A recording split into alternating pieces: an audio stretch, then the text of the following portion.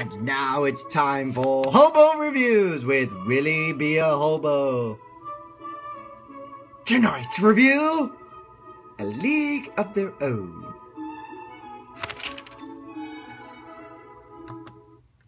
Oh my God, this is the best movie I've ever seen in my whole life. Take me out to the spoilers.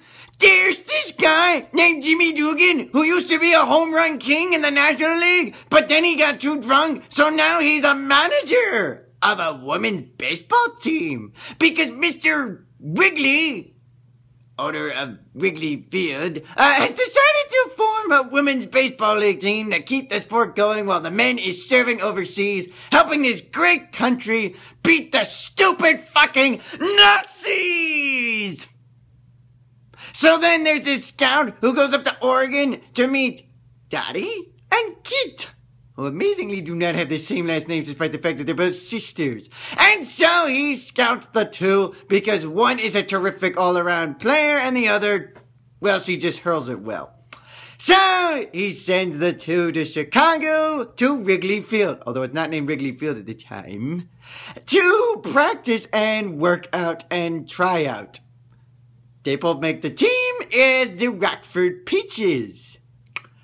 And then they get into typical sibling rivalries. They bicker each other, they fight with each other, blah, blah, blah, blah, blah. Meanwhile, the team continues to roll on and win, despite the fact that their manager is a bum.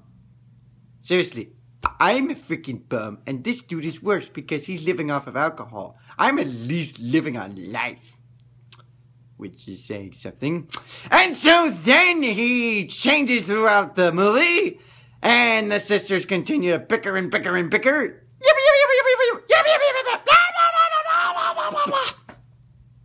And so then, in order to make the superstar happy, they trade Kit to Racine, where they would ultimately meet up in the World Series. So then, Dottie decides to quit because she got her husband back.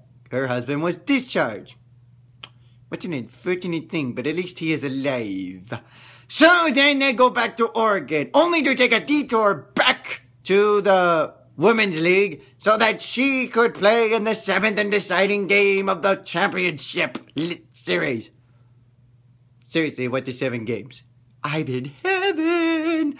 And so it's an epic Game 7 battle, where you got pitching, defense galore, and then Dottie booms one, a 2-run hit, and Rockford takes the lead. But then Kit redeems herself by hitting a game-winning 2-run ball in inside the park home run in the bottom of the 9th by tackling her sister and causing the ball to go free. It's a fumble! Surf!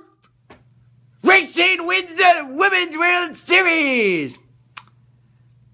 So Dottie only plays for that 1 year. The league continues until 1954. They're able to keep the league well after World War II. And then at the end we flash back to the present time and the women are being inducted into the Baseball Hall of Fame. Jesus, what the hell took you so goddamn long? Seriously! You took you that fucking long? I would never do such a thing to such cruelty! And then they play a pickup game. I, for one, love this movie because it talks about baseball and it's historical and I love it.